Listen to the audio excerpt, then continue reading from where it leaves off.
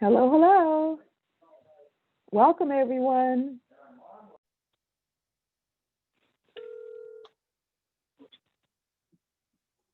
Okay, okay, everyone. Thank you again for your patience in getting started today. We had quite a wonderful and overwhelming response to hear from our ambassador. And good evening. My name is Lady Alicia Hamilton. I'm the interim chair for the African Diaspora Development Institute's California chapter. And so on behalf of our California chapter core team, and that includes Dr. Agrippa Azozo, our interim vice chair and administrator for chapter formation, Dr. Abraham Karen, Ambassador Andrew Williams Jr., Adrian Bamboo Diadne, Dr. Gail McKenzie, Nathalie Beesno, and Mona Lisa. We sincerely welcome you to this very special meeting with Her Excellency, Ambassador Arikana Chihombori Quao. And she is the founder of the African Diaspora Development Institute, and we are joined by her senior advisor for special initiatives to Her Excellency and director of chapter formation, Dr. Sylvia Robertson. And so as I mentioned, we still have people that are joining, that'll be joining throughout. As you come in to a little housekeeping, you will be muted until we do the Q&A at the end and Her Excellency has finished speaking. And so if you didn't email your questions in advance, you can post them in the chat. We'll read them at the end. And then please include your name and organization when you do that. Also in the chat, I will repost the links that were in your invitation. That was how to join ADDI and getting a copy of Her Excellency's book, Africa 101, and her social media handles. Okay, so that'll be there for your convenience, and we'll go ahead and proceed. So without further ado, there's the book, Africa 101. Thank you, Sylvia. It's amazing. A history that you won't necessarily learn in school, not the regular academia. This is the real deal, and everyone needs to have this as part of their family library. It's amazing. So thank you, Sylvia, and without further ado, we'll hear from Sylvia Robertson about ADDI, followed by her presentation and introduction of Our Excellency Arikana Chihombori Quao. Thank you so much, Sylvia. Okay. So you can, I'm not hearing you. Okay. Let me give the floor to Abraham, our CFO, first. Oh, sure. Because he's in Dubai, and because of the time difference, I'd like for him to get off as quickly as he can, so he can, do what he has to do. So if you can just unmute Mr. Abraham, then I'll follow thereafter. Okay.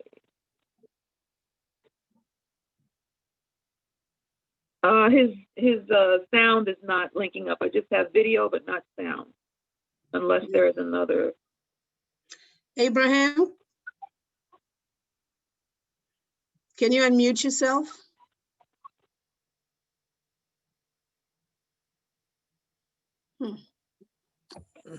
He's unmuted though. Yeah, but Alicia said no sound. I see him. There's no sound icon for him. Unless that 718 number is him. Come again? There's a 718 number. Abraham, are you 718? Give us a thumbs up if that's your number. Abraham? Yes, I'm here. Oh, thank you. Oh, there you are. Okay. Yeah, please go ahead, Abraham. All right. Good evening, everyone. My name is Abraham Cairns. I am the CFO of ADDI. I just want to welcome all of you tonight. Thank you, Lady Alicia. Thank you, Dr. Agrippa. Thank you, Sylvia, for bringing together such an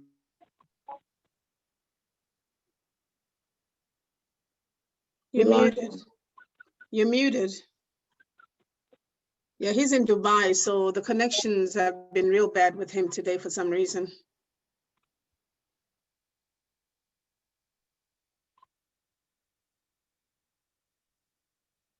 Abraham?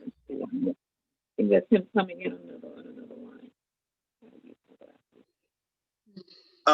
Please forgive me. I am in Dubai, and the reception is really bad. So I sometimes I'll lose reception. But I wanted to welcome all of you tonight. California chapter is our the goal is to have the California chapter as the pace setter for ADDI. Again, welcome tonight. I will now pass the call over to Lady Alicia and Sylvia. Thank you so much, ladies and gentlemen. I'm still trying to get Her Excellency on the phone. So let me get started. And I just want to welcome each and every one of you to our forum, the ADDI. It's such a pleasure to see so many beautiful people answer to Africa's call. I'm sure each and every one of you has a different perception or concept of what ADDI is. But today will be the day when we will be able to share with you exactly who, what ADDI is, why it was started, and where we're going with our organization. ADDI is a 501c3 organization, and it's only based out of the United States, but right now we are setting up chapters all over the world. And so far we have got about 25, hold on please, that's Her Excellency, 1 second please.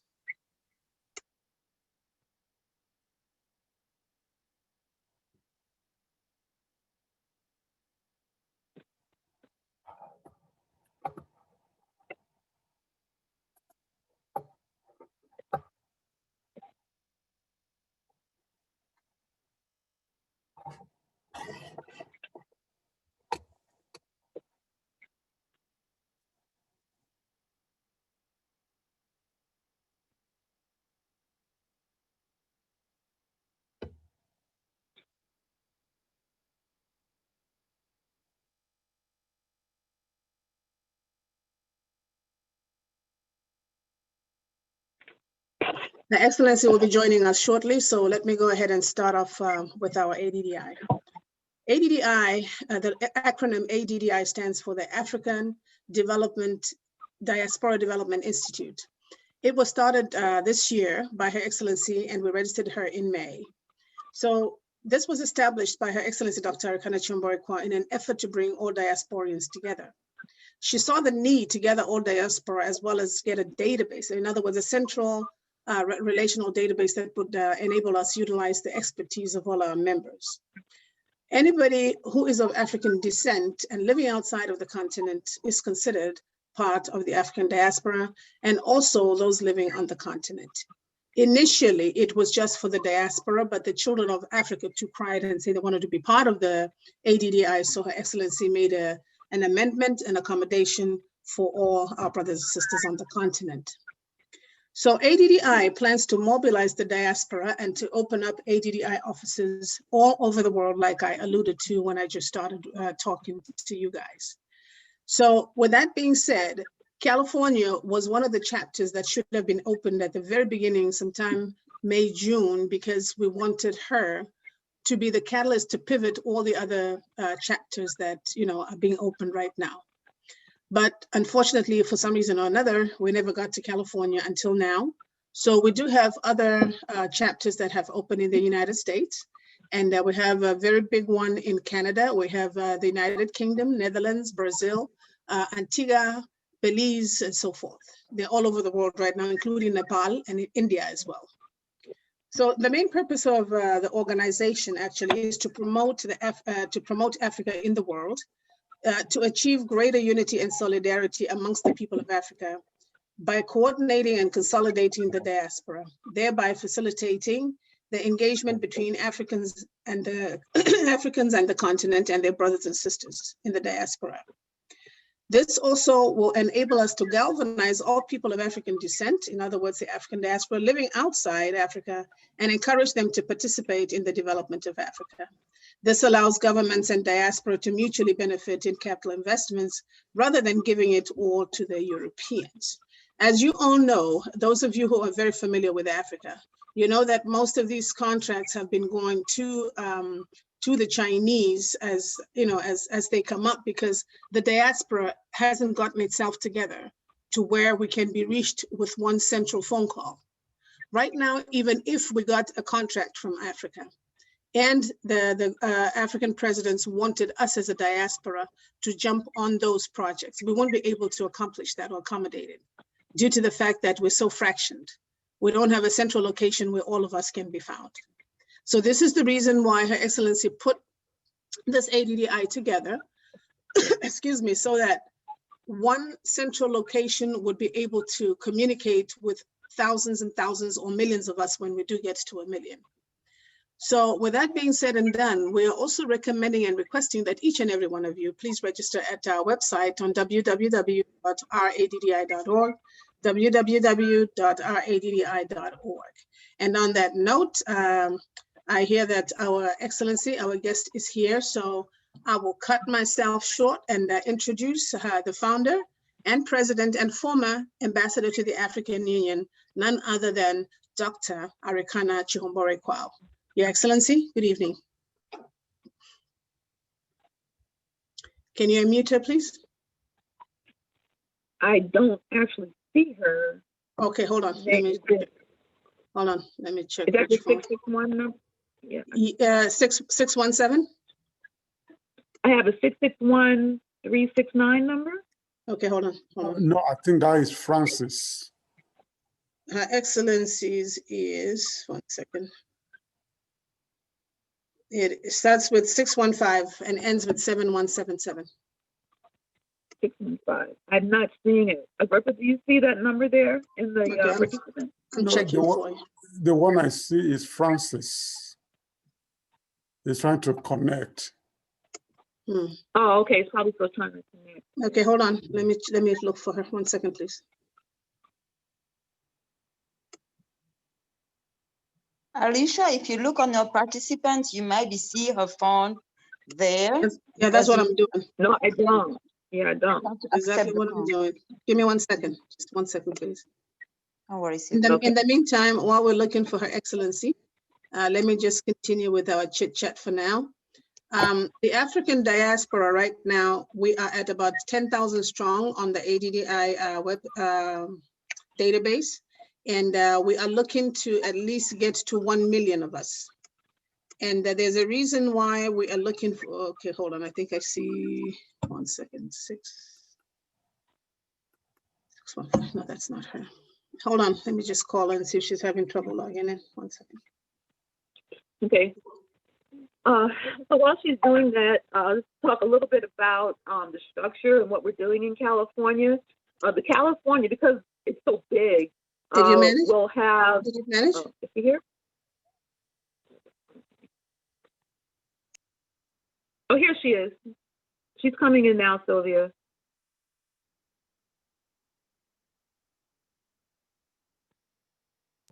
All right, she's in now. Your Excellency, Dr. Arikana Chihombori Quao, welcome and welcome to the forum to the California chapter. Sorry, we're having trouble logging in, but you are welcome. It's never too late. You have the floor, Your Excellency.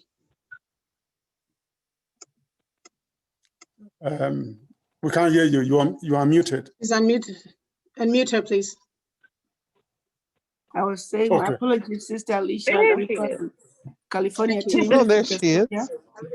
My apologies for being late. Hi, Gail. How are you? Wonderful.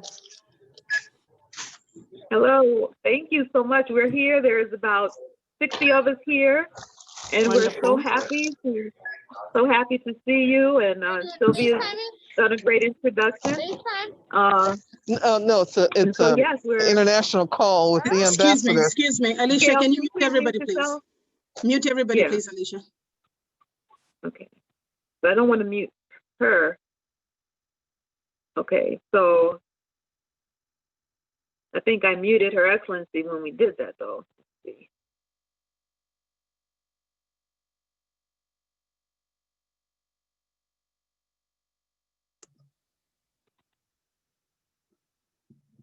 I need to unmute. Hold on. Okay. Her Excellency. Okay. Next to her name, put your cursor on her name. And then hit the unmute me button. Yeah, I don't know why I'm not seeing her on this list. She's on Agrippa, there. do you see her there? I have your, I see her. Mhm. I mean, I Yes. see her picture. I'm just not seeing her on the, She's under Angela Gordon. Go under Angela Gordon. There's Andrew thank you. Williams. Do you see her? Angela. Oh, there you are. Thank you so much. Okay, here we go. Sorry. Okay. There you are. Okay. Sorry, Your Excellency. No problem. Yes, No problem. you're on now. Okay, thank you. Okay. Yeah. Okay. Is it my turn to speak? Yes, ma'am. It is. It Oh, is. okay. Thank you You've very been much. introduced already. My apologies, everyone, for being late. I thought I could run in and pick up a few things, and then I got held up coming back. My apologies. Thank you for taking the time on a busy weekday to come and join us for this very important conversation.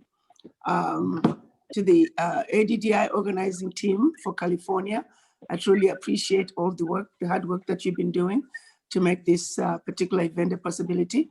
Was Abram able to join us from Dubai, or he's Yeah, asleep he's on now? there. He's on there. Yes. Yes. Oh, he's on the call. Oh my goodness. Okay, Abraham, I hope we won't be too long so you can go back to sleep since you're in Dubai and I know it's late at night over there. We thought that maybe we could come together and have a conversation about African Diaspora Development Institute, which is an entity that was designed to be the bridge between the people of African descent around the globe and our beloved continent of Africa. More importantly, I think that we are at a crucial time in our history as Black people. The realization that we continue to be the most disrespected race, the realization that wherever we are the ones who are holding the economies of those countries. I was talking to a group of nurses last weekend when we had our event with the nurses, and one nurse made a comment that was quite profound. He said, if you were to go to any emergency room, if you were to go to any hospital, to any rehab, a third of the people that are going to take care of you, if not more, are going to be Black. The reason being, we're just trained to be workers. Let's make no mistake about it. Very few of us are actual owners in any significant way. Why is that? That we are just there to be workforce, to work until we die. Our children will do the same thing. They work until they die. It's because we have been denied economic liberation. We have been denied opportunities to be owners. This is happening all over the world, but more importantly, what's saddening is that it's even happening on the continent of Africa, which is where we're supposed to be in charge. So we're here to have a conversation to say, to whom much is given, much is expected. To the most intelligent, most hardworking people I know, who are African diaspora, what can we do to change our circumstances? It takes us uniting. It takes us understanding how we got here.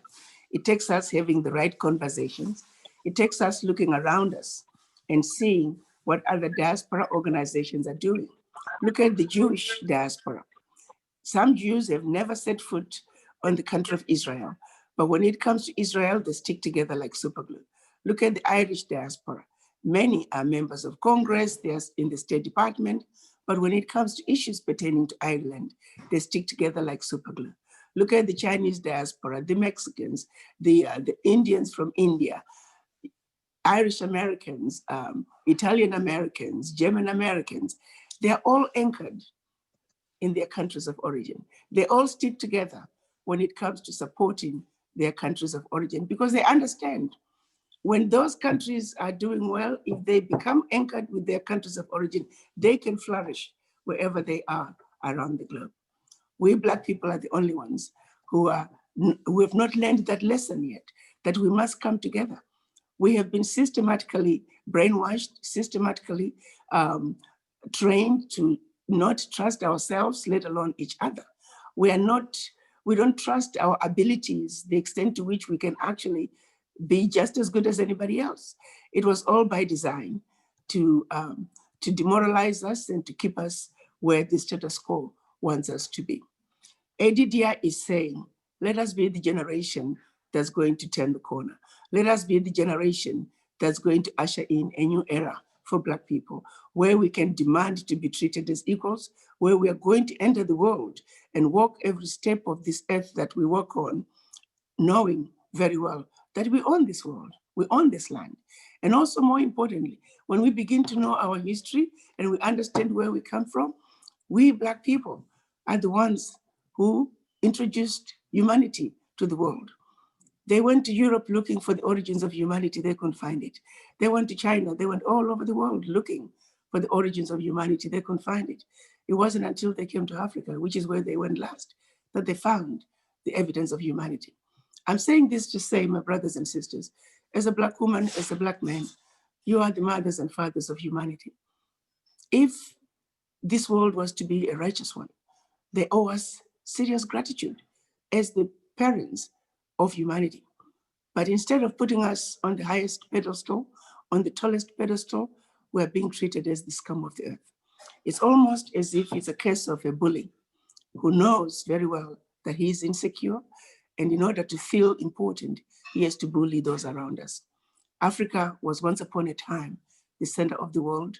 Africa was once upon a time the leader of the world, really. We introduced humanity to the world, the laws that the world has built upon, all that was happening in our Africa before others came in to steal what we had and destroy what they could not take.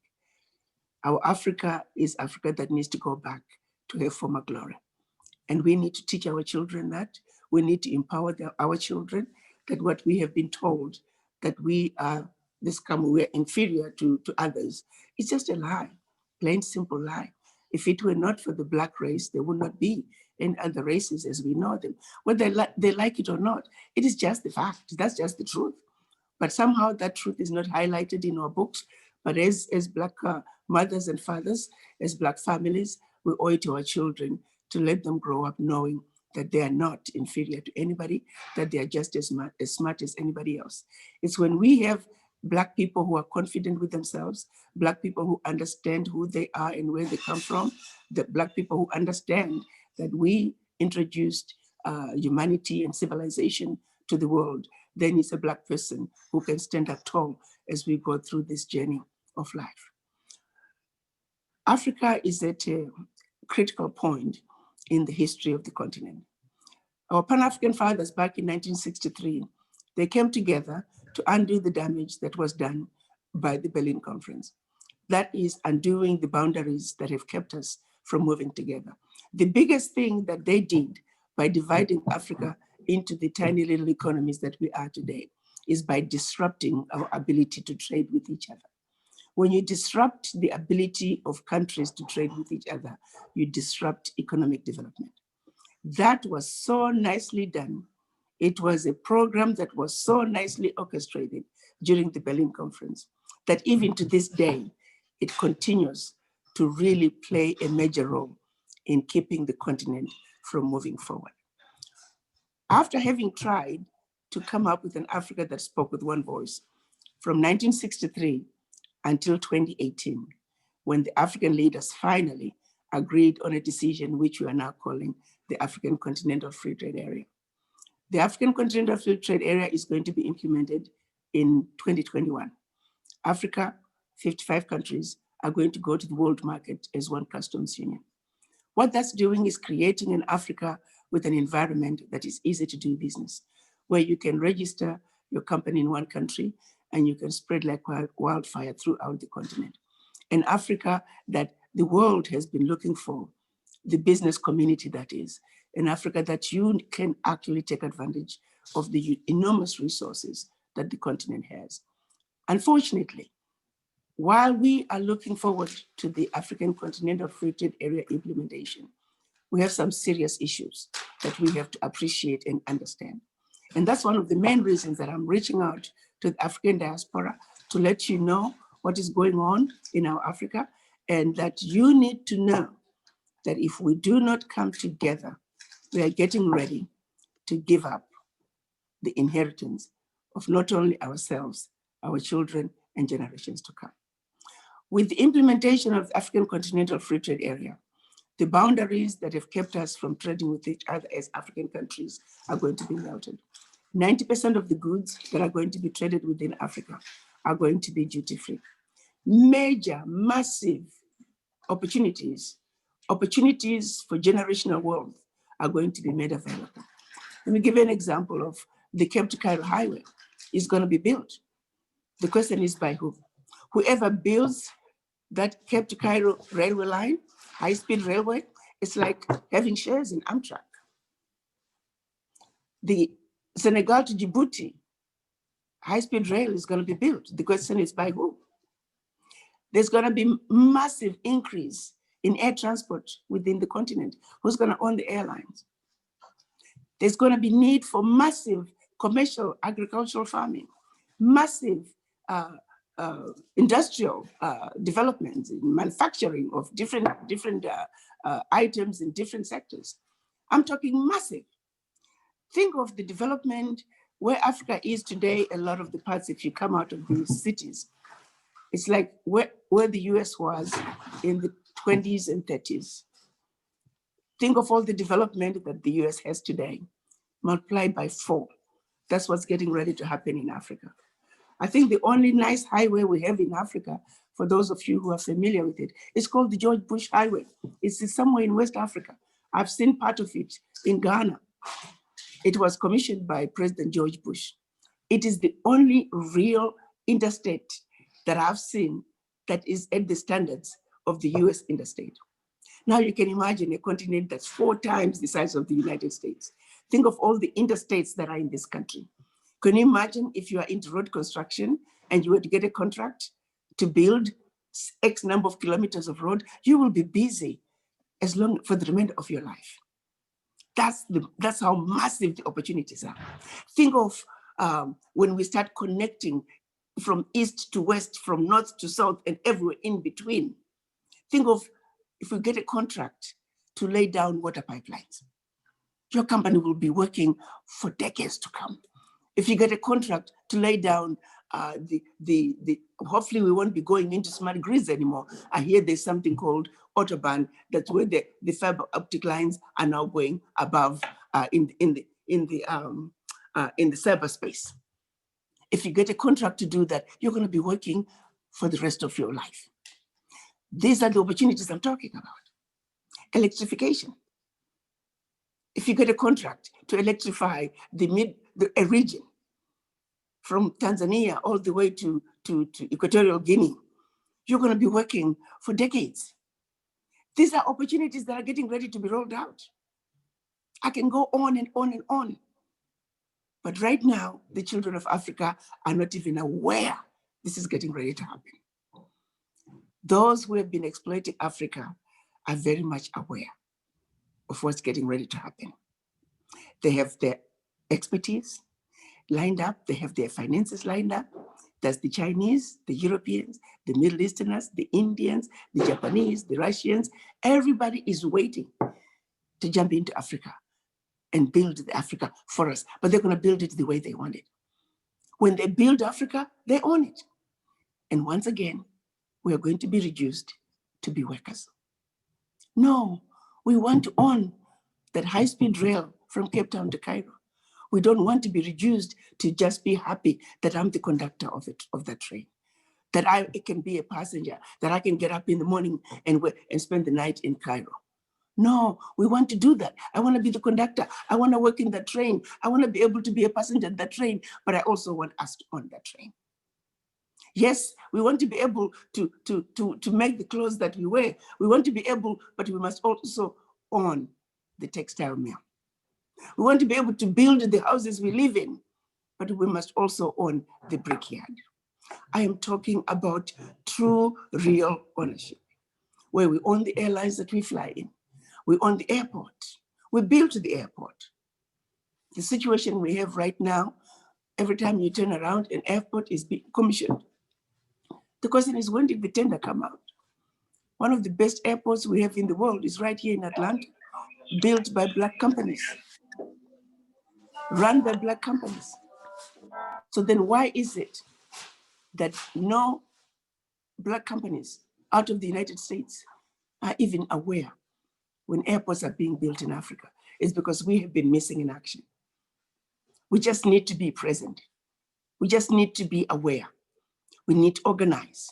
When we organize, here are some of the things that we would like to do in order to make sure that what belongs to us and to our children is not taken away from us. Africa, as Africa stands today, does not have the capacity to build the sustainable Africa that we want. The capacity that Africa needs is in the diaspora. I often use an example of doctors in Ghana. There are more Ghanaian doctors in New York City than in Ghana. There are more Nigerian doctors in Los Angeles than in Nigeria. How then can you then say, why aren't we developing the healthcare systems in Ghana? Why aren't we developing the healthcare systems in Nigeria? President Nana Addo thought by renovating old hospitals and building new hospitals, that's how he addressed the issues of healthcare. To his surprise, half of those wards are sitting empty, not because there are no patients, but because there are no doctors. The same is true in all African countries. The same is true in all sectors, educators, engineers, you name it. So while we are excited about the African Continental Free Trade Area, let's be realistic. The capacity that Africa needs to truly build a sustainable Africa is in the diaspora. And that's why I'm coming here to say, let's unite. What can we do when we are united? When we are united, the reason the heads of states have been giving contracts to non-Africans, and by Africans, I mean us people of African descent, is because we are missing in action. There wasn't one way that you could make a phone call and say, this is what I have for the diaspora. And you can get us to reach out and have those contracts. So we can have the first right of refusal of the contracts. Well, guess what? The very first opportunity for us just happened with Tanzania. Tanzania, for the first time, now has tenders that they're calling international. These are opportunities for contracts in Tanzania. And they reached out to us. There's a company called TMS in Tanzania. They're the ones that are getting all the contracts that are government international contracts. They reached out to us and they did a presentation to us a week ago. The tenders are going to be rolled out, but they have assured us, they have promised us that when the tenders come out, ADDI and the diaspora are going to be the first ones to know. President of Tanzania has made it clear that if he had his wishes, all those tenders should be taken by the children of Africa in the diaspora. The heads of states are stepping up. If we are available, more and more of the heads of states are beginning to hear about ADDI. They're beginning to see the light at the end of the tunnel. They're beginning to see where they can have one place that they can reach out to the diaspora. Because for a sustainable Africa to be built, it has to be built by us. What has been happening so far has been the Westerners, the former colonizers, building the Africa that worked for them, where they were building railway lines that went from the mine to the nearest exit point out of Africa, where they built roads from the forest to the nearest exit point to take the lumber out of the country. Everything was done in a strategy to extract out of Africa, never to really build a sustainable Africa. With that in mind, ADDI is saying, while we are also contributing to the continent, we are also building generational wealth for ourselves. The opportunities that are going to be rolled out in Africa are opportunities that have never been awarded Black people anywhere on earth. We're talking huge contracts that are calling for collaborations. Coming from Tanzania, there are opportunities to build a railway line. There are opportunities to build airports, opportunities to get involved in manufacturing, opportunities to get involved in commercial buildings and residential. Huge opportunities that are calling for collaborations. The rest of the world is aware. They are ready to jump in and take those contracts.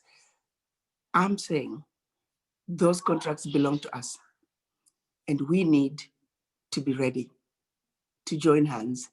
Even if you may never go and work or be part of the contract, you can be a shareholder.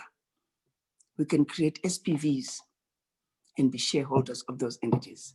I was talking to one president. He said, Ambassador, why is it that these African Americans are not coming to Africa? White people are coming to Africa. They come to Africa poor and they go back rich. They're all getting wealthy out of Africa. Why is it that the African Americans, and they'll always say African Americans, when they think of descendants of the formerly enslaved, they only think African Americans. I'm constantly reminding them that we also have African Caribbean, African Latino, and African Europeans. So, but they're saying, what's wrong with them coming to invest in Africa, then go back to America and play golf just like they do? President Trump was addressing the African heads of states 2017. He told them flat out, I don't know why you guys are poor. My friends go to Africa poor and they come back rich. I'm telling you, my brothers and sisters, I have seen it. I have seen it. And I'm not talking just becoming a little rich. I'm talking filthy rich, becoming multimillionaires and quickly becoming multi-billionaires. I have seen it with my own eyes out of Africa. Prior to COVID, if you were to fly into Africa, 75% of the people who were on those planes did not look like you and I. Even within Africa, intra-Africa aeroplanes, the people in those planes did not look like you and I. The truth of the matter is they were not going to Africa because they love the Africans. They were going to Africa because something amazing and wonderful is going on in Africa. People are getting rich out of Africa. I'm here to say, my brothers and sisters, let's wake up. Defending what Africa has is our responsibility. Our children cannot be subjected to work as hard as we do and never be real owners. I can understand us not being owners outside Africa, but definitely in Africa, we have got to be owners. We have got to position ourselves. So we can't continue to provide labor while those who have sought to exploit us for centuries now take their building of generational wealth for their children and generations to come. Now they're going to be in Africa, and we continue to follow them as workers. This is the conversation that I hope we can have and begin to chart the way forward. We have certain programs that are laid out. The most exciting one right now is going to be the City of Return. 2019, President Nana Addo of Ghana declared that year the year of return, marking 400 years since the first documented children of Africa were brought to the Americas as slaves. Following the year of return, of course, over 1 million of you went to Africa. Majority of you ended up in Ghana. Following the year of return, President Nana Addo has decided that he needs a city that he's going to call the City of Return.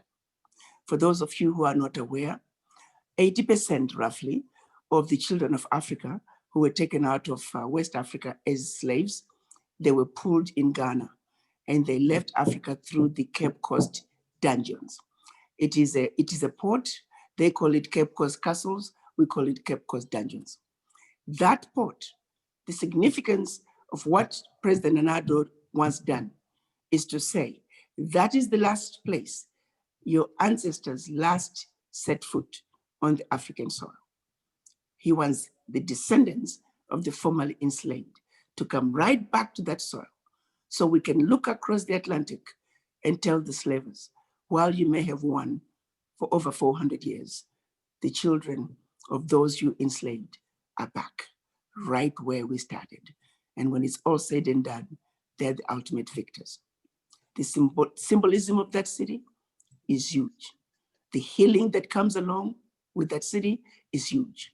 Yeah. I think as someone born in Africa, I'm embarrassed, I'm ashamed to think that we are in 2020 and this simple issue of calling on the children of Africa, descendants of the formerly enslaved, who never chose to end up in the circumstances that are in. Africa had never called on her children to come home. That is a travesty. It needs to stop. And President Nana Addo is putting an end to that. And we are counting on other heads of states to also step up and come up with similar programs where they are calling on the children of Africa, descendants of the formerly enslaved, to come home to Africa. It's going to be so much healing, much needed healing in a group of people. As an African-born Black person, I can't even imagine what it's like to go through life, generation after another, not knowing where you come from. It's just, I can't imagine it. And I was not aware of this until about 10 years ago, because I never thought about it. I never stopped to think about where do I come from. And yet African Americans is something they have battled with for generation after generation. Just a simple matter of knowing, where do I come from? That has got to change. So President Nana Addo is saying the city of return must be built, and the children of Africa, descendants of the formerly enslaved, must come home. And right there where their ancestors left for the Americas as slaves. Those who came to North America, they left through the Cape Coast dungeons. And those who were taken to the Caribbean and South America, they left through the Elmina castles. Both ports are in Ghana. So this is a very exciting project. I think last week we did show the first phase drawings of how the city is going to look like. We now have a team of engineers, diaspora engineers, who are now working with the main engineer and other engineers on the continent.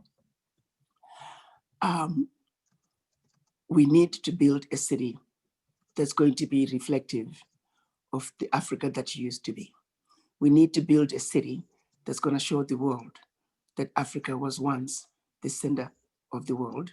Africa must be taken back to her former glory. We are going to be building a futuristic city that's going to be the wonder of the world. That is going to be symbolic. It's going to be healing. It is needed, better late than never, but it's something that should have been done a long time ago. We are going to take it a step further as ADDI.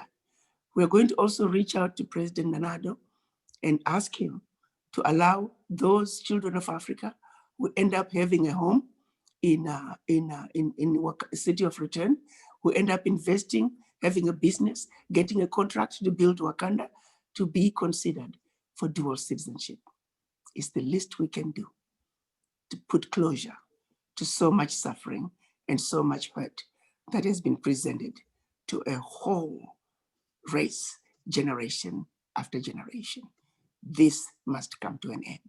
As ADDI, together, we are committed to seeing to it that the children of Africa come back home, the city of return. We will be having monthly meetings where we will update you on the progress of this city. The first phase is going to have about 1,000 houses, which are going to be 2 neighborhoods with 500 homes each. As we roll out, the commitment is going to be sometime next year.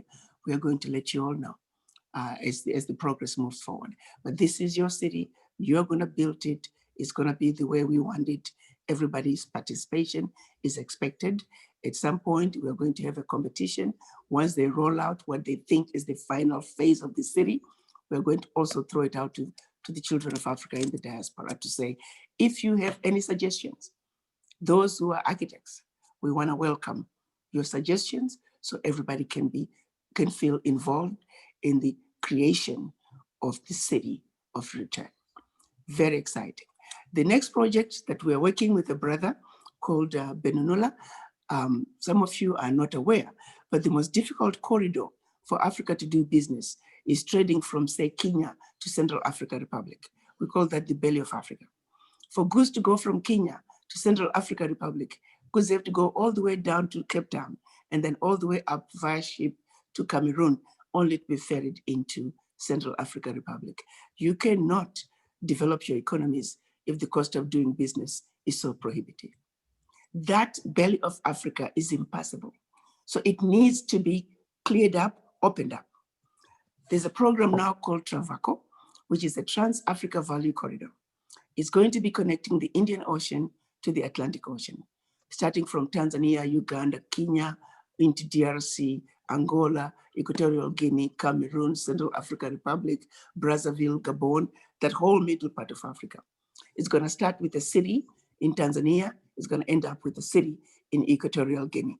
Every 200 to 300 kilometers, there will be another city that's going to be built based on whatever is going on around that area. Cities could be built around citrus fruits growing. Cities could be built around cotton growing, all the way from growing the cotton to the textile mills to the fashion industries. Cities could be built around jewelry.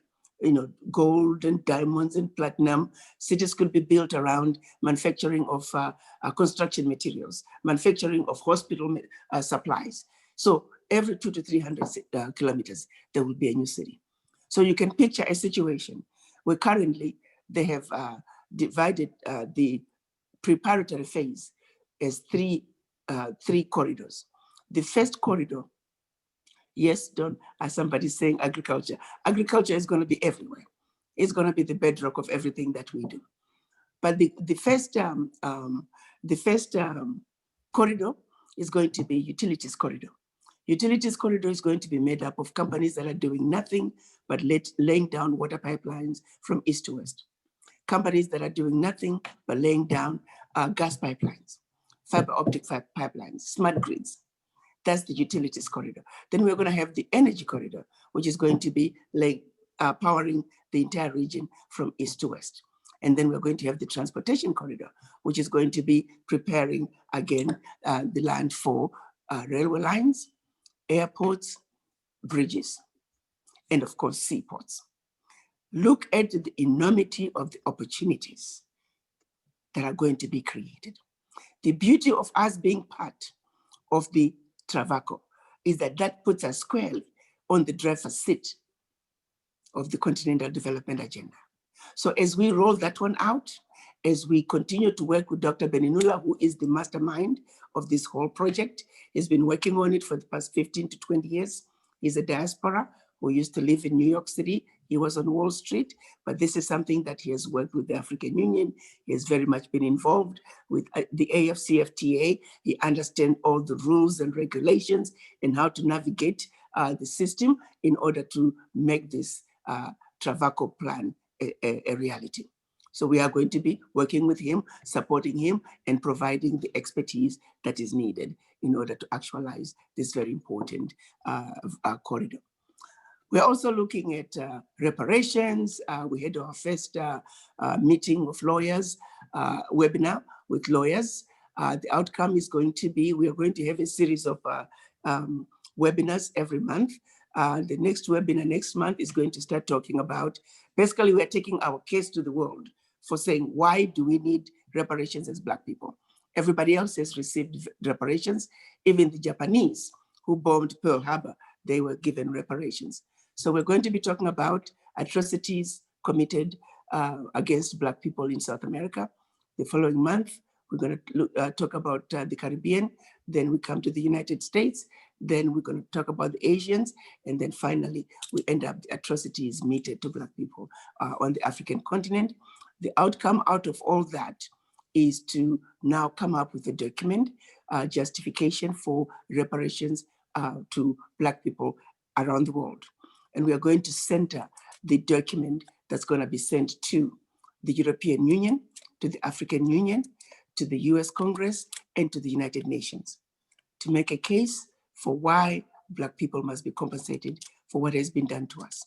Our document is not going to talk about give us 10,000 or give us 20,000. It's going to look at addressing those issues that have kept Black people from building generational wealth. For example, for 400 years, no Black child should have to pay for tuition if they choose to go to college. There will be a diaspora, a reparations bank, for example, the bank that will make sure that they guarantee home ownership for Black people.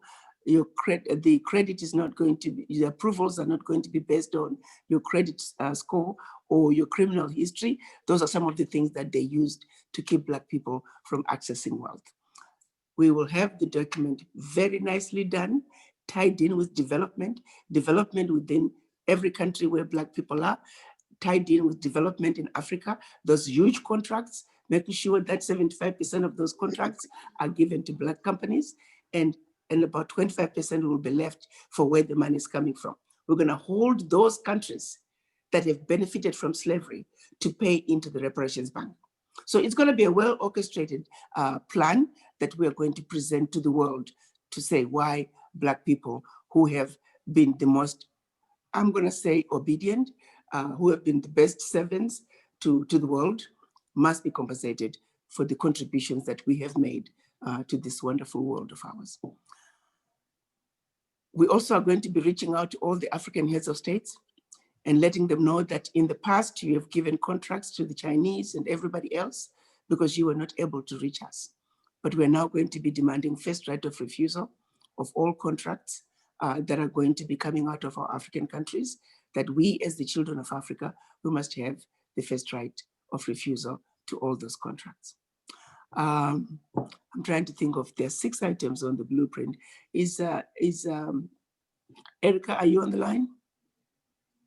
No, Erica's not online, but I can Okay. pull it up for you in a few seconds if you like. Yeah. 1 second. But in a nutshell, we have a program that we have lined out.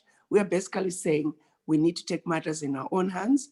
We are going to take charge of our own destiny, and we are going to demand that we be respected. And the only way to be respected is if we can economically empower ourselves. That means we must look at how we can pull our monies together. We are creating projects that will allow us to pull our funds together in order to invest in various projects. Where we are now, ADDI is a nonprofit. We cannot invest in anything. Any money is given to ADDI is a donation. We're in the process of registering the African Diaspora Foundation. It is the foundation that's going to be the holding company. Each country that we go into, for example, Ghana, we are actually in the process of registering the African Diaspora Foundation in Ghana, which is going to be the holding company for Wakanda. Out of that, there are going to be SPVs. For those of you who are interested in resort and hotel building, there will be an SPV for that. Those who are interested in road construction, there will be an SPV for that. There will be a railway line from Cape Coast to Accra. Those who are interested in railway line building, there will be an SPV for that. An SPV for residential buildings, an SPV for commercial buildings, for an SPV for the airport, an SPV for the theme park. Everything that's going to be going on that is a separate sector, there will be a special SPV that people can invest in. For example, the hotel, I'm told by hotel builders that normally it costs about $40,000 per room. So if you want to build a 500-bed hotel, it's about 20 million. They normally would need only 20% down. So that's about 4 million. So if we say 4 million is what is needed, those who are going to contribute towards the 4 million, once that money is there, that SPV is closed, they become the shareholders of the resort. And that's how it's going to work. So we now have a lawyer out of Dallas who is responsible for registering all those SPVs. He's the one registering the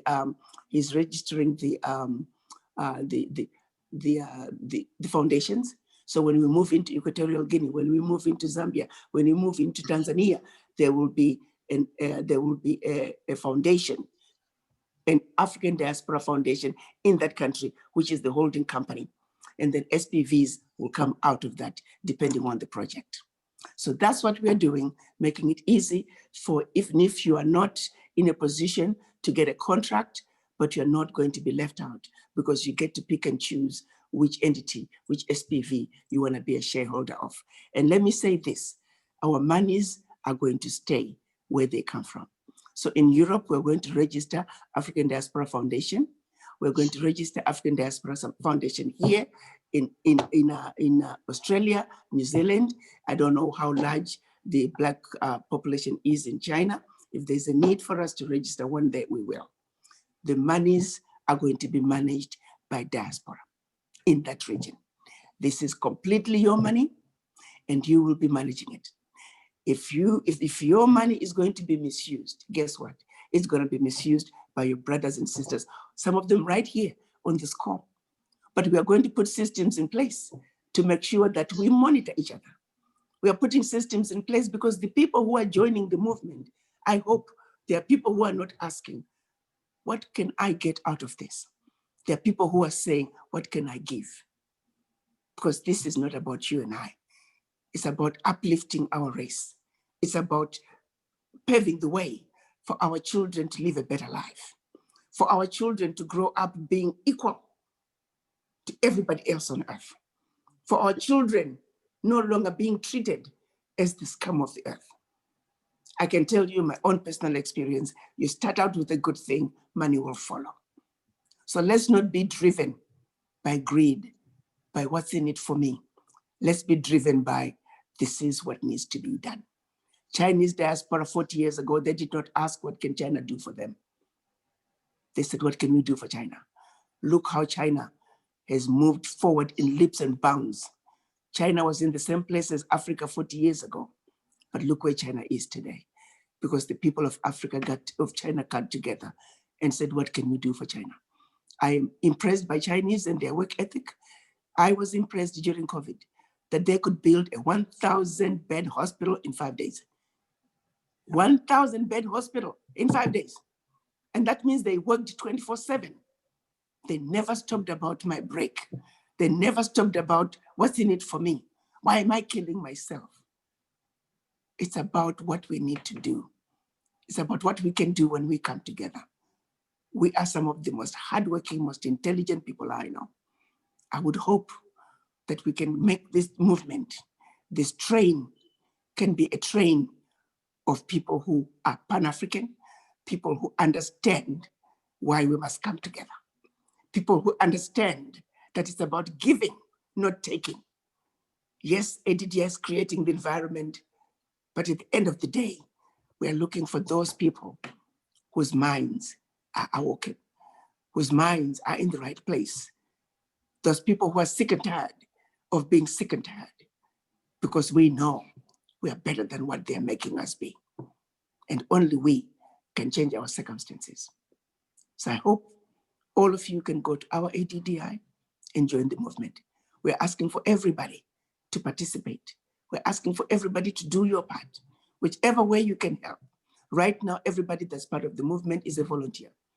Someday down the line, when we start making our money, and we have advisors, by the way, diaspora finance team that's advising us on how we can raise money to go towards those SPVs. So we know we can do it because our finance team is already advising us, and the path seems pretty clear that we are going to be able to raise the funds that we need to get on the first phases of the various projects. Already, we are being invited by several countries to come to their countries, and they're offering us opportunities.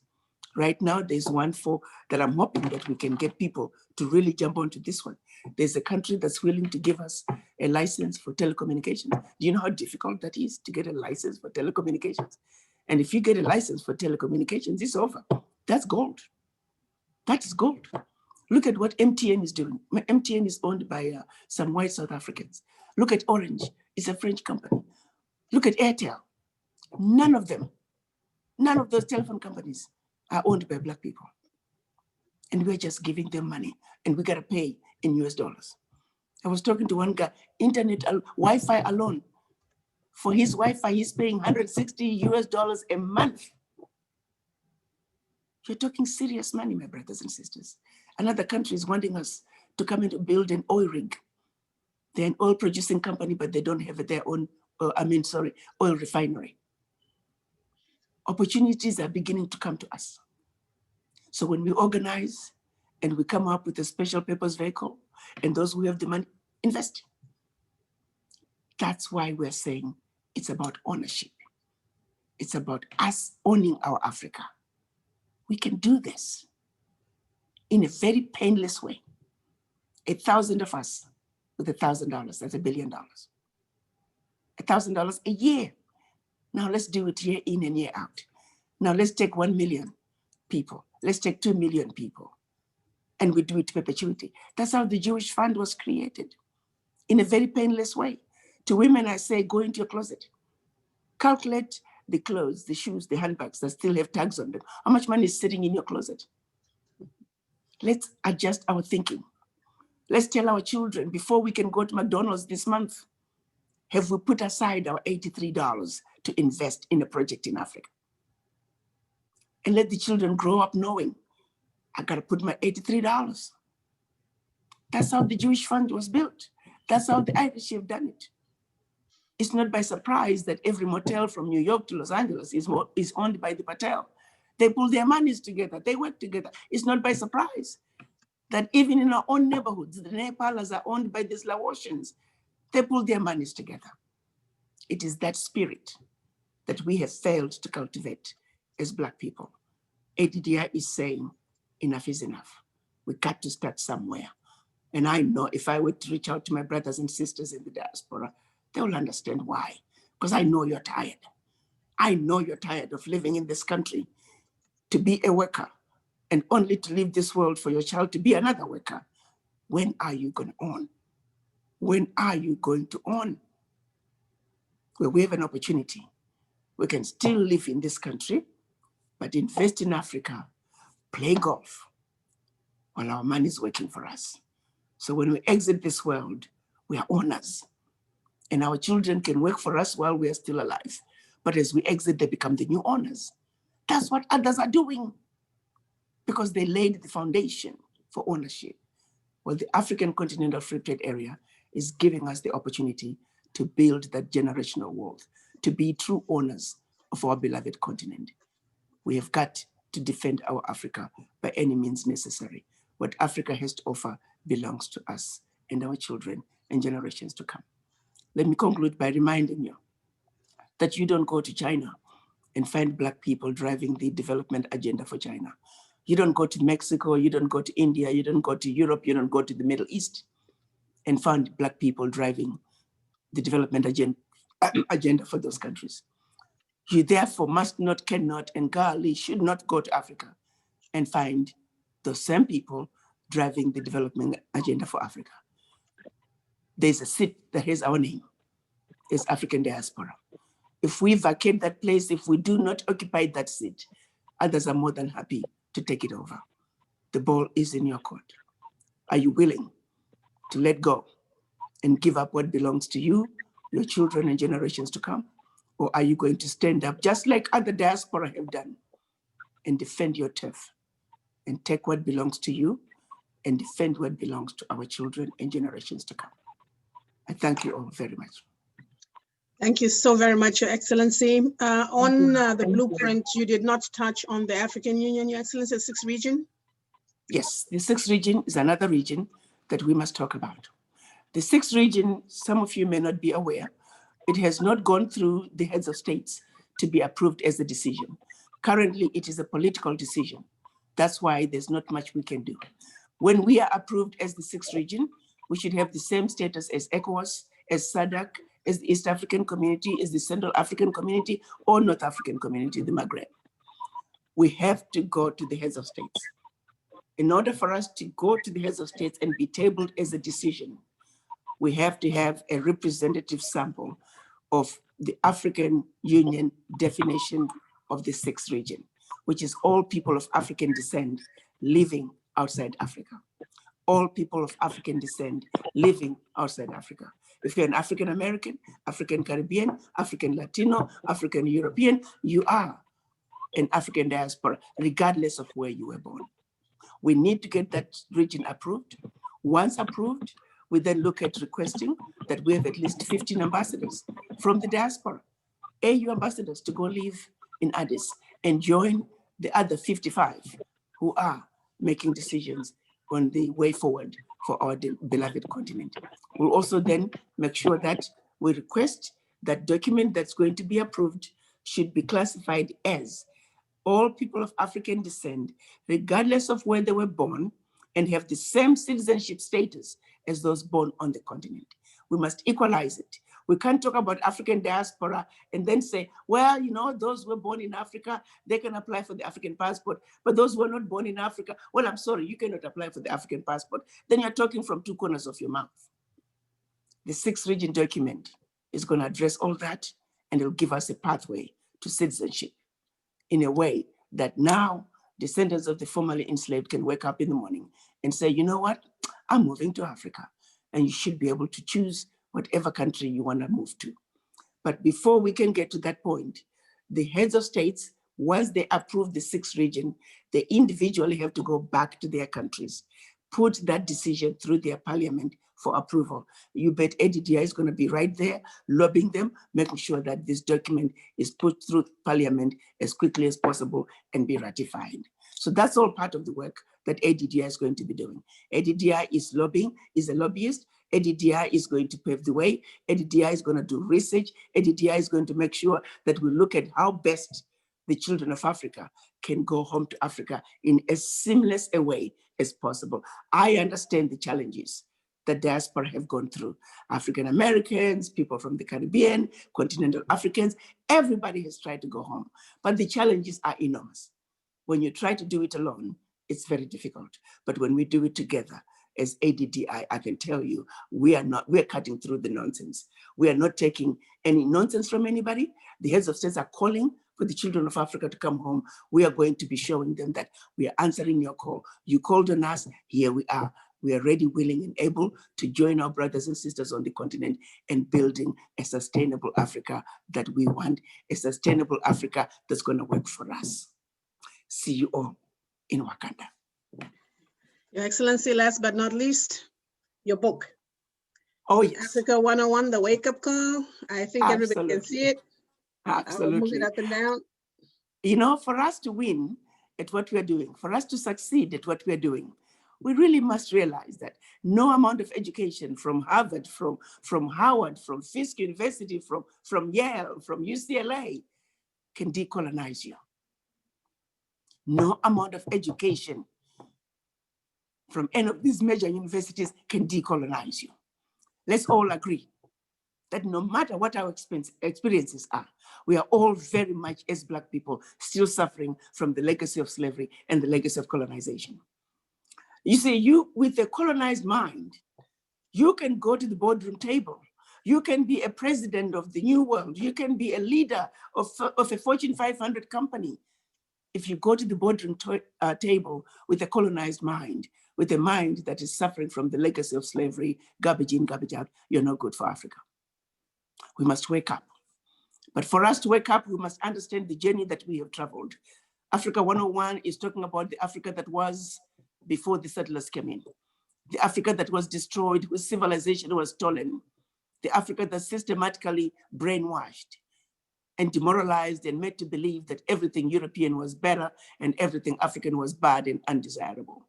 An Africa that was then gone from taking the children through slavery into colonization, fake independence that we ended up with in Africa, and then finally neo-colonization, which is where we are today.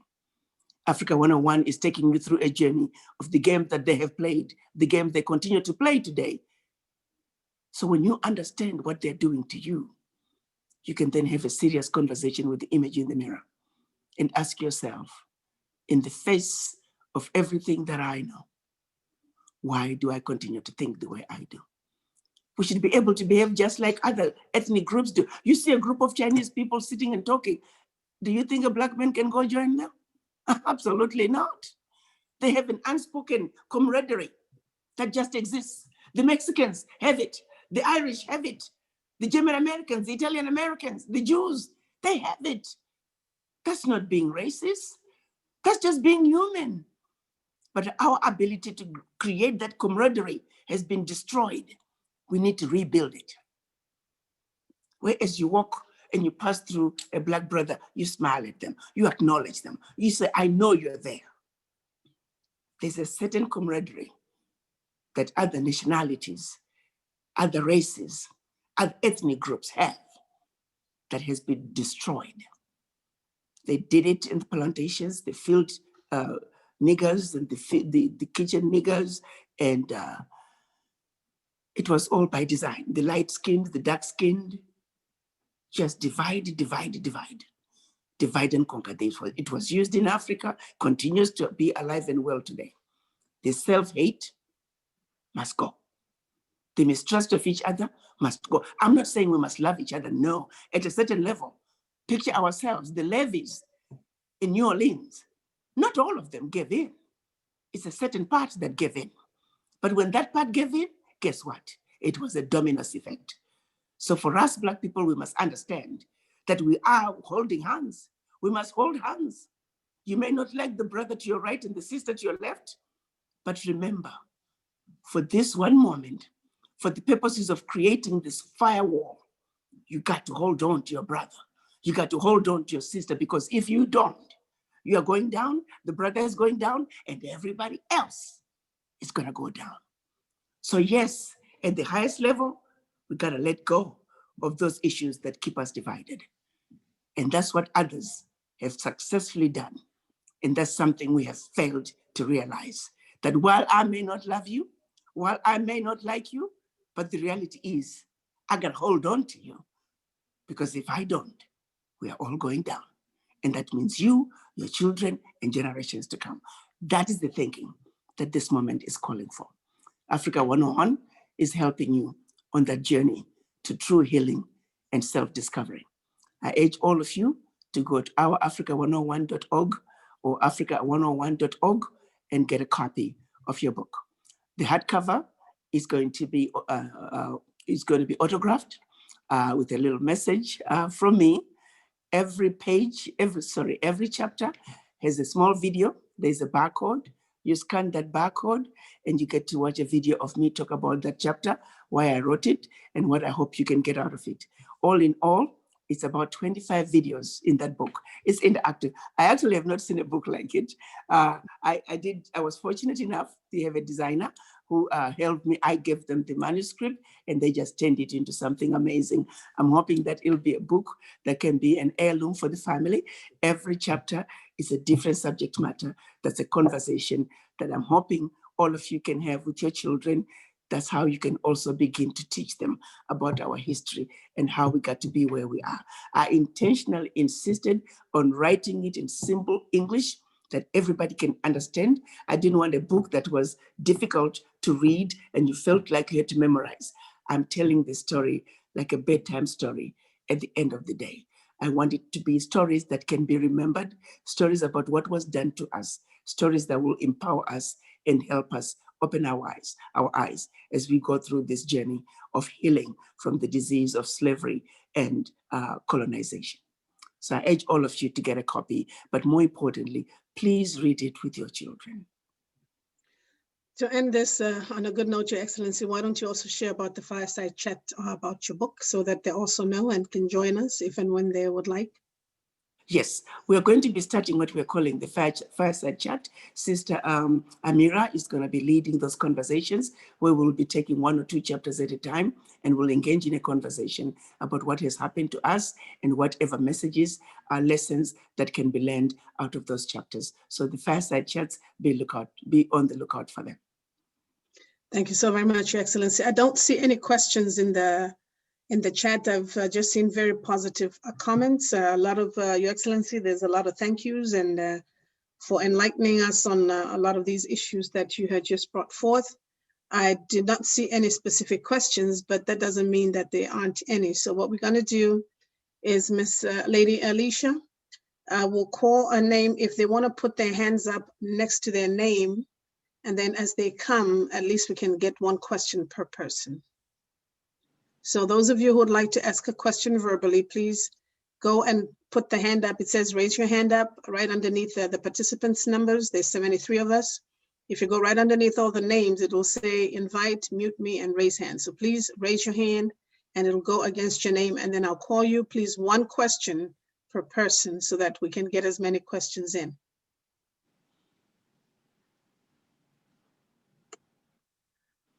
Okay, I see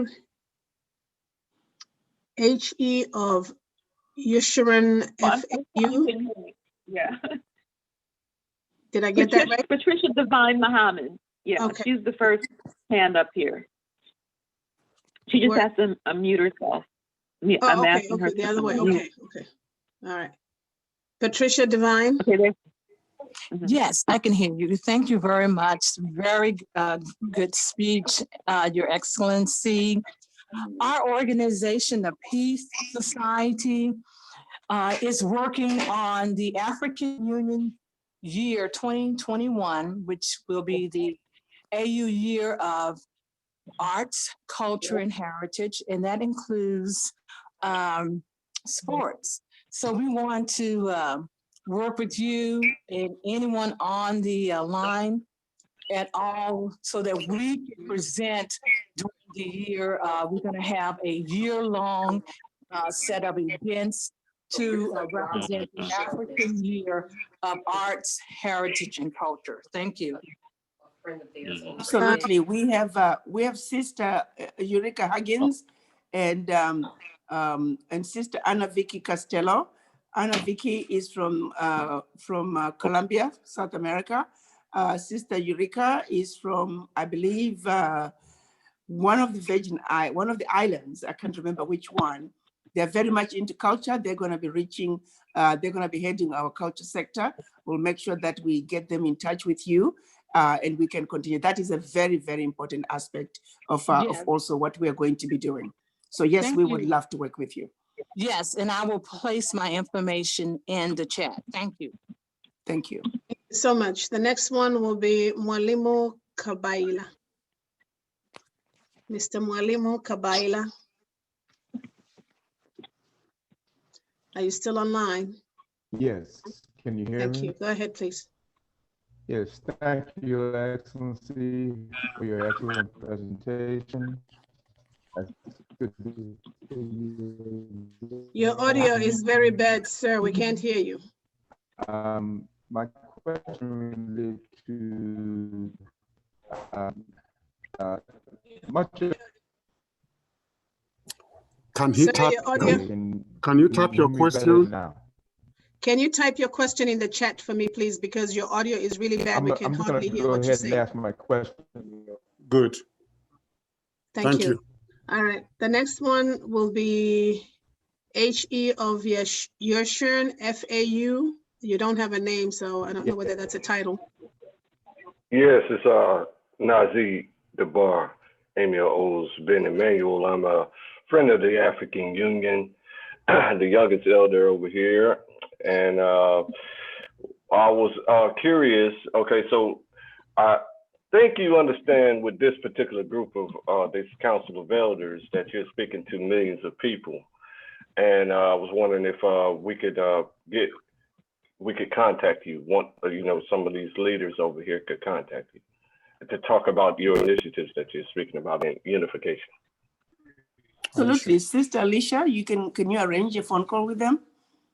We will arrange a Zoom to talk to your group. We'll be happy to do that, sir. Thank you so much. Thank you very much. The next one will be Candace Jones. Candace Jones, please unmute and ask your question. Hi, I just wanted to make sure that by registering for this meeting, I'm also registered for ADDI, or is there a separate registration for the organization? There's a separate registration, daughter.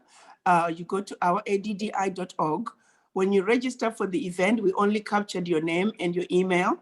But when you go to the website, that's when we can see your name, your address, your profession, and everything. So when we want to sort out whatever your profession is, if we want to target sending information, let's say you are an architect, then we'll be able to pull out architects and send out the information. So go to the website and put your complete profile so we'll be able to reach you depending on what your specialty is. So our addi.org. While you're on that, we do have another contact if you would like to be on our text messaging list where you will be able to be kept abreast and updated on everything ADDI. You can send your text to 25827. Professor, can you type that in the chat, please? Yes. 25827, and then in the text message type C as in Charlie, T as in Tom, O as in orange, U as in umbrella, R as in rabbit, A as in Africa, D as in dog, D as in dog, I as in ink. CT, our ADDI, one word. When you send us that text message, if and when we receive it, it will generate a response to you immediately. So you will know that we have received your information. So what that means is you will be now on our text messaging list for anything ADDI. All right, the next one. I've also posted in the chat. I was just saying in the chat, I've also. Yeah, he is. Agrippa's posting that in the chat. No, at least I just did. Somebody just did.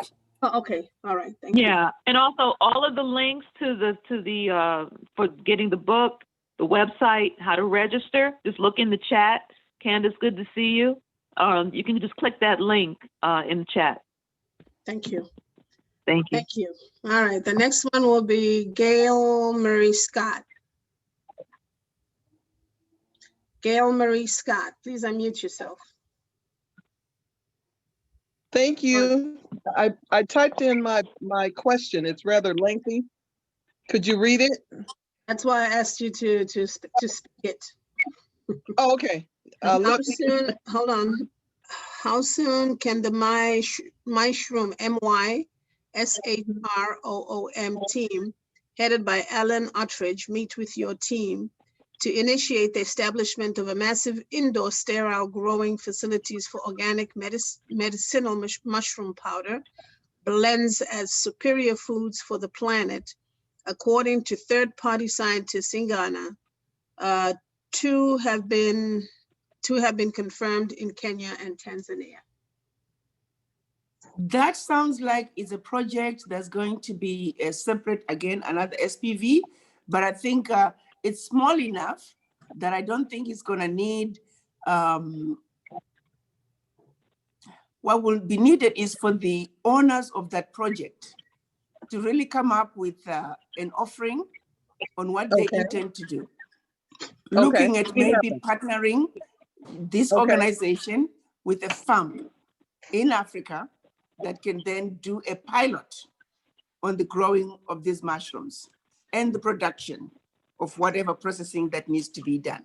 It's something that I think a concept note needs to be developed, and whatever needs to be done to put it in a package to say, how much money are you looking for?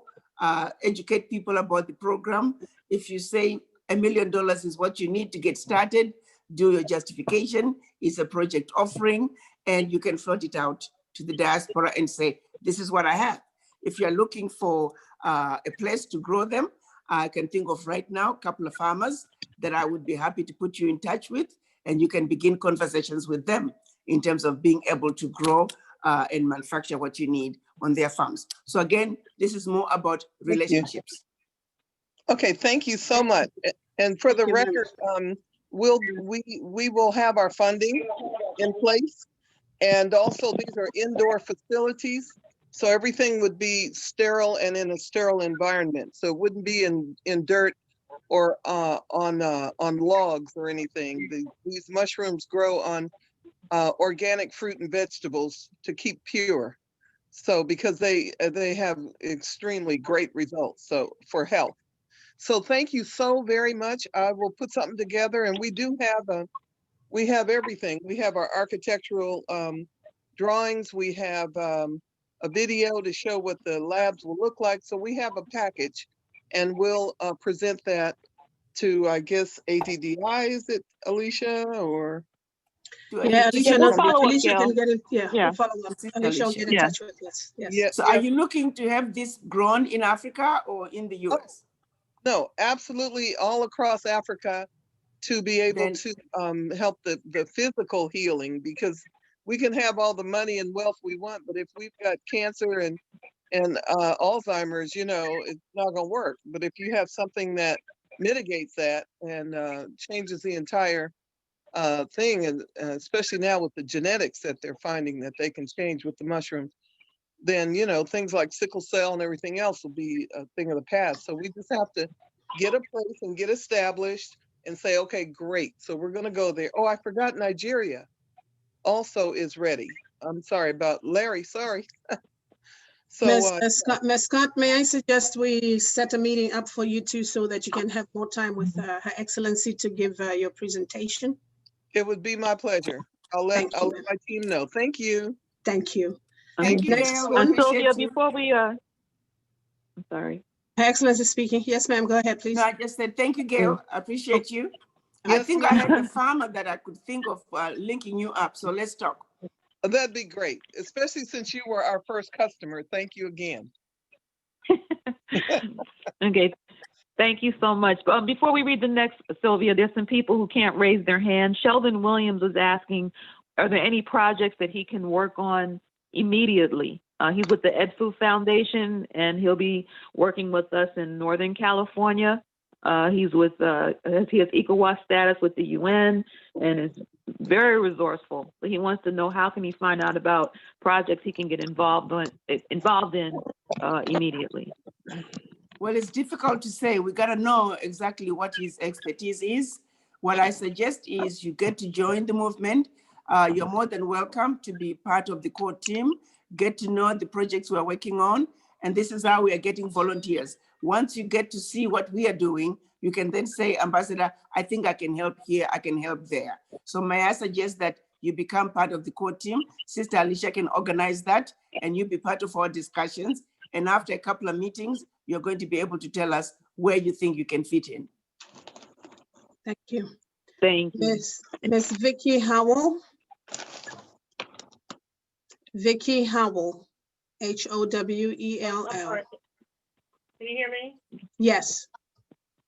Okay, I'm sorry. Thank you for this wonderful call. I've just really been enjoying everything, and I'm really new to this in a lot of ways. But I wanted to tell you guys about Africa Town. There was an initiative that was created some years ago with Benin. The people from Africa Town were kidnapped and brought from Benin, the Kingdom of Dahomey.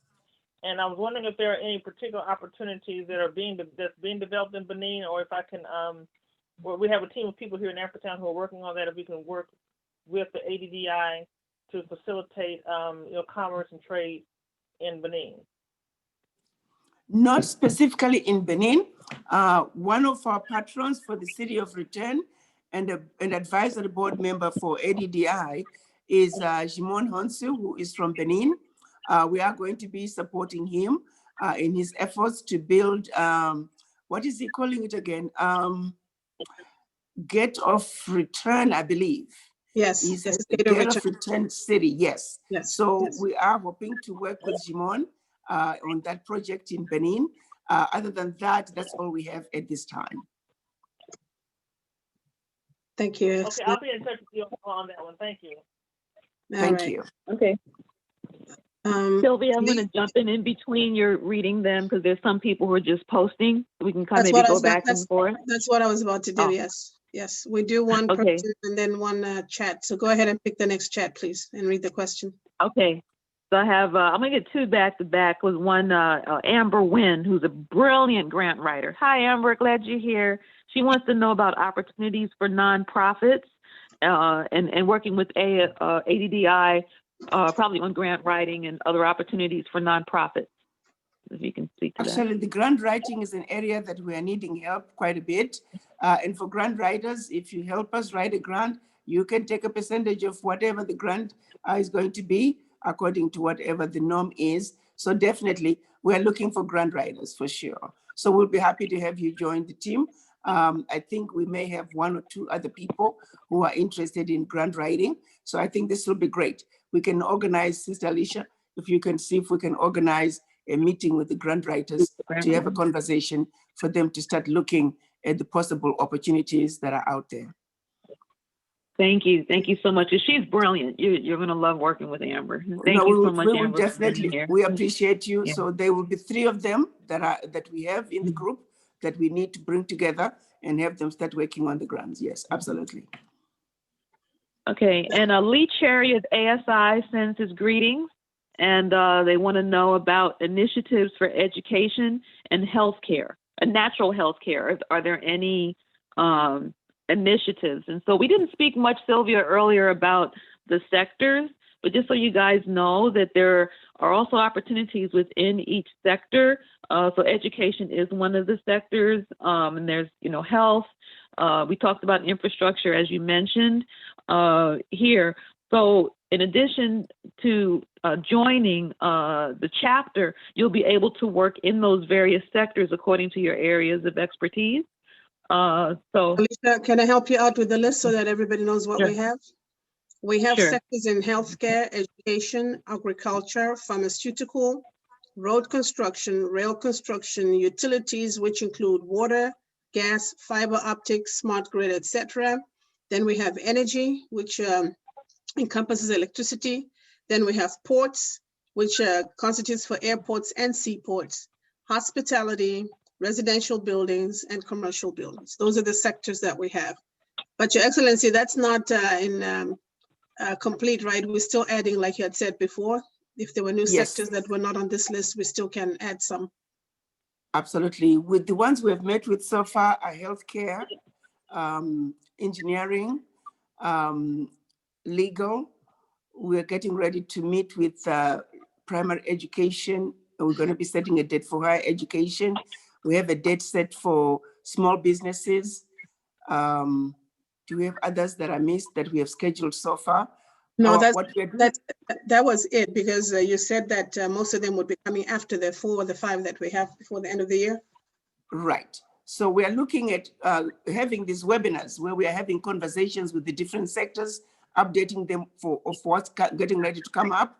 The City of Return, when we launch it, it's going to be huge. We're going to be needing a lot of people. So a lot of it is preparation in terms of those who will be interested in owning homes. We're going to let you know in advance if you want to put your commitment down, so you'll have time to put your monies aside. We're looking at those who are interested in contracts. For example, those who are interested in getting contracts from Tanzania, when the tender comes out, we only have 60 days to pull the companies together.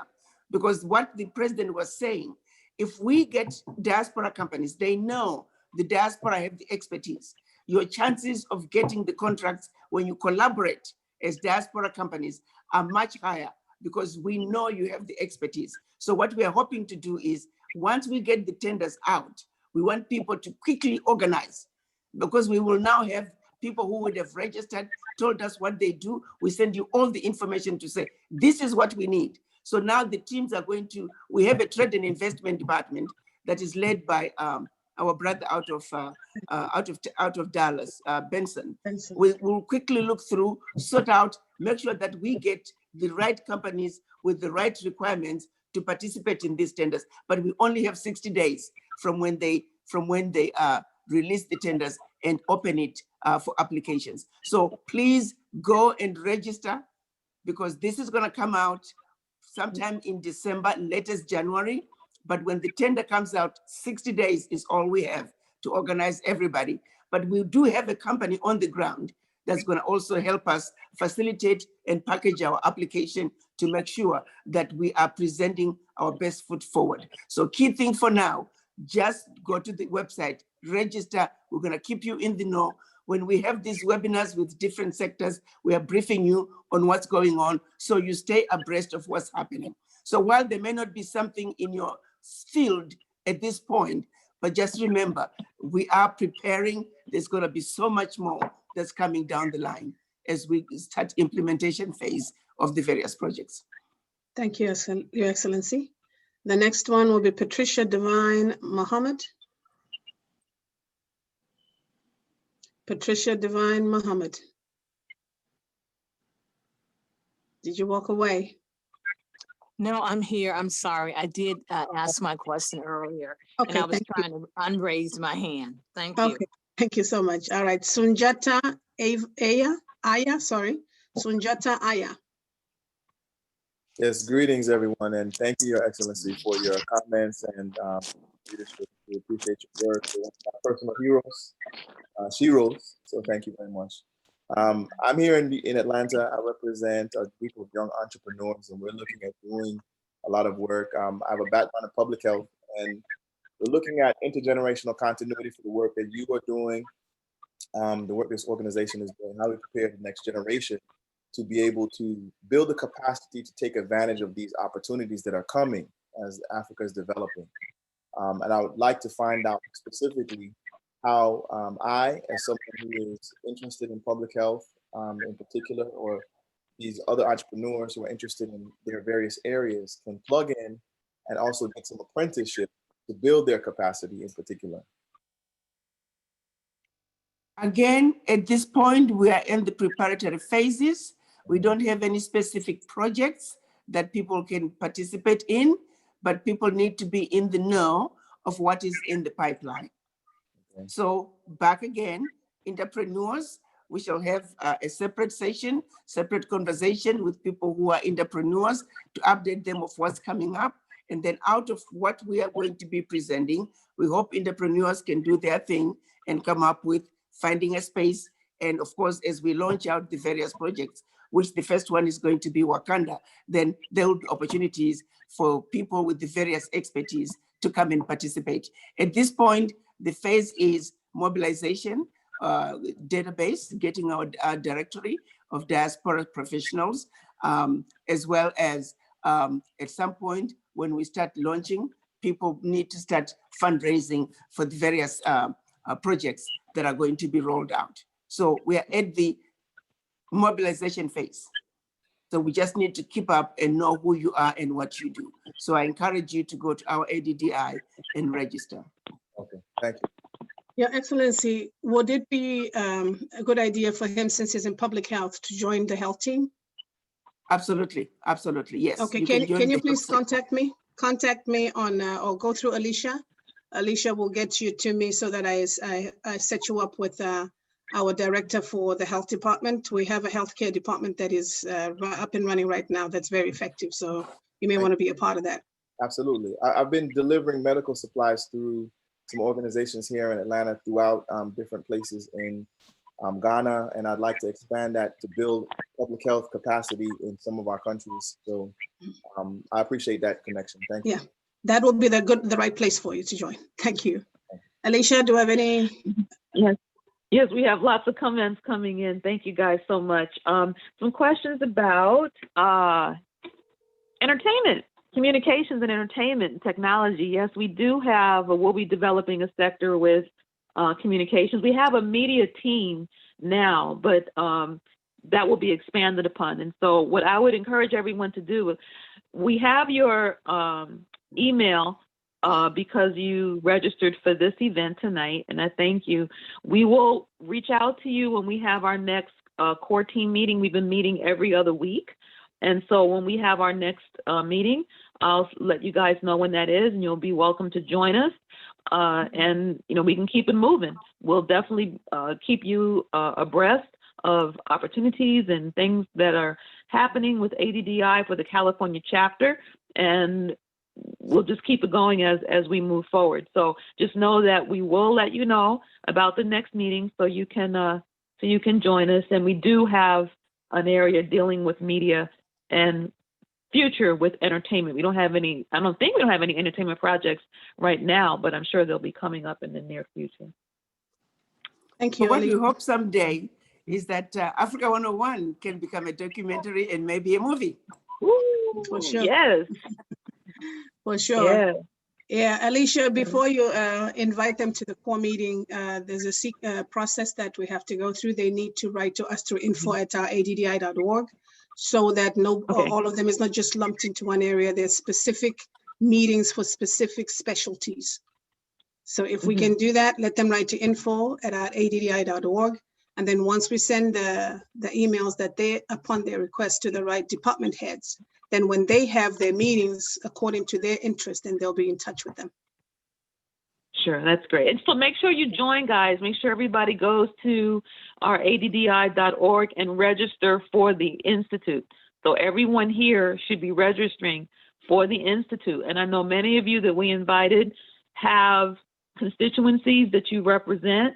And so you can take this back to your groups and let them know that the movement is going forward here, and get them all to register, because the goal is to get that 1 million members. Okay, and as Sylvia said, we'll follow up accordingly, but definitely register and pass the word on. Thank you. We're going to take 2 more questions with hands up, and 1 more question from the chat. It's been a long day for Her Excellency. Yes. So yes, thank you. I will pick Safrina Cassell. Yes. Safrina Cassell. Yes, you got it. Thank you. Hi. Sorry if I Hello, misspelled it. everybody. Thank you, Your Excellency. This is such a blessing. I feel so blessed to be able to be on this call. I signed up about 3 months ago to see if I could get on board. I really am excited about this. I'm an architect in California, and I've been working in the field for almost 35 years. So I'm ready and willing and want to work on this. This is a dream come true. That's what I wanted to say. Thank you. So if you're an architect, Sylvia, if you could make sure you put her in touch with Engineer Thomas. Absolutely. We have a very active engineer and architectural group that is now getting ready to start working with the engineers in Ghana over the city of Wakanda. So we would really, really love for you to be part of the core team that's working on the designs. Awesome. Thank you so much.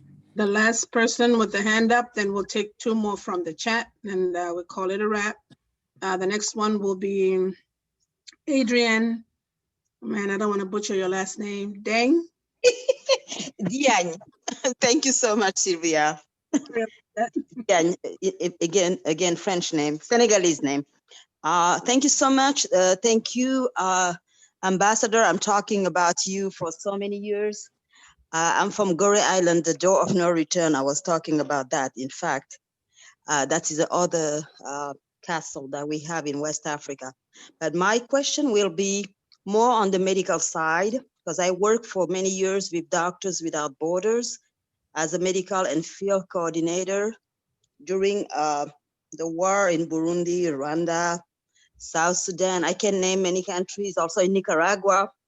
And we create what we call at this time the emergency response team. And that's what we did also with African who are working in the field with African Initiative, Humanitarian African Initiative.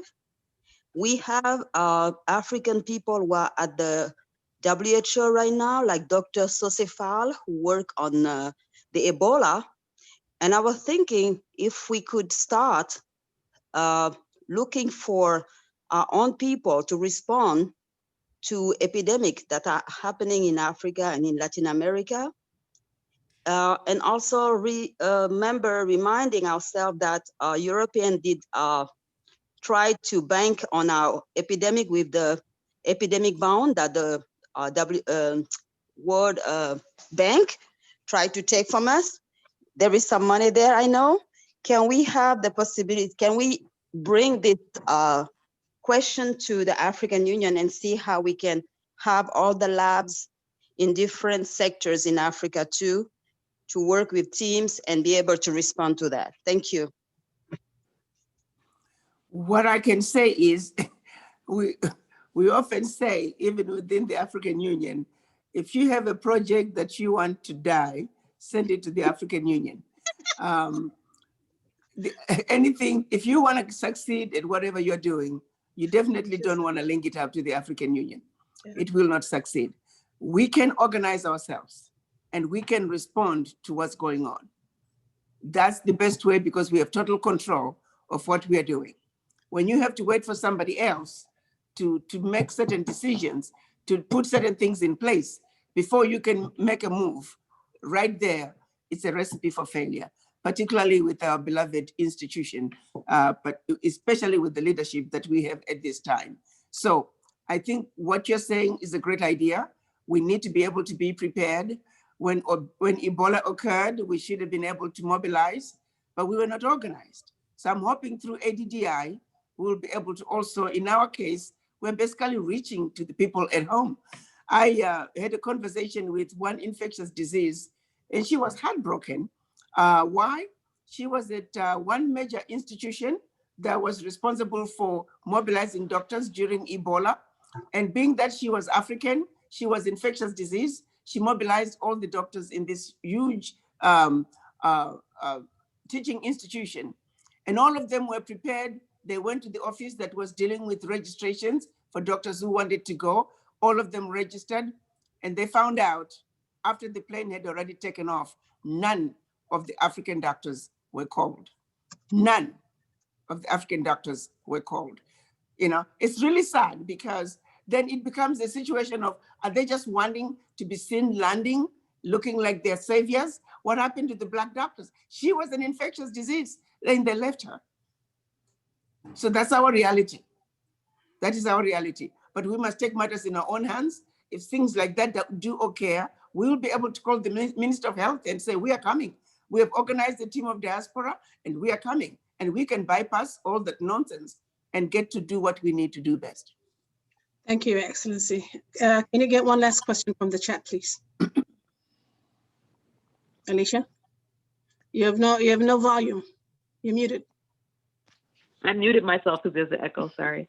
So yes, this is a question for you, Sylvia, because someone's asking about chapters or work in New York. And I know we have one in the tri-state area, I believe, right? Yes, we do. So yes. In Can the you New talk York about area, those? in the New York area, we have what we call the tri-state area, which comprises of Connecticut, New York, and New Jersey. We do have our regional chair, and her name is Dr. Bernice Dema. Please feel free to contact me and I'll put you in touch with her. So once you join the tri-state, I know that New Jersey does have a chair, but at this very moment, I'm not sure if New York has been segmented because it's been broken up into so many pieces. So I will refer you to Dr. Derma, Dr. Denise Derma, and you can talk to her and see where you fit in with their group. Dr. Denise is in New York. So that's probably why there isn't a separate chair for New York City, because Dr. Dema herself is in New York City, New York City, and of course, over the New York State. Yes, thank you very much, Your Excellency. Ladies and gentlemen, we have come to the end of our chapter formation group. And so officially you guys are considered the California chapter. You have an interim chair, Ms. Alicia Hamilton, and I believe we have a VP, interim VP, Mr. Agrippa Izozo. I don't have the names of the rest of your team, but by God's grace, we thank you very much, Your Excellency, for coming on, and for everybody else that has been here. Alicia, you've been a wonderful co-host. Agrippa and Abraham, thank you so much for putting this dynamic group together and to enable us have this meeting tonight. We were 74 strong tonight in the House, and I'm sure we can do better. We have 1 million to go. So ladies and gentlemen, Your Excellency, any last words? Yes, I just want to thank everybody for coming, and I want everybody to understand that this is our time. The building of the Africa that we want is our responsibility. The building of a peaceful and prosperous Africa is our responsibility. Let's own it. Let's own our Africa, the good, the bad, and the ugly. Let's do it for our children. Aluta continua. Thank you very much. Alicia? Thank you. Yes, thank you so much, Your Excellency. And with your leadership, we will succeed, and we are with you. We know that this can be achieved with your leadership. And so thank you. And thank you to the team here. Thank you to everyone for coming, and we'll see you in a couple weeks. So we're going. That's right. Wakanda forever. Wakanda forever. Thank you. God bless you. Good night, everybody. Thank you. We'll be in touch. We'll send a follow-up email after this meeting, and we'll be in touch. Bye-bye. Somebody was asking for a recording. Can you please make the recording available to the participants? Yes, Alicia has we'll send a link. Yeah, we'll send a link for you guys to get a recording of this meeting, and you'll just have to click the link and you'll be able to view it. We'll send that out with the follow-up email. Okay. Godspeed. Right. Thank you all. Great job. Thank you so much. Everybody. Thank you so much, everyone. Have a wonderful evening. Thank you. Good night. Good night. Bye-bye. Okay, stop the recording. Thank you. Great job. Hi, Linda. I can't hear you. Hi, sweetie. I see your face. I can't hear you.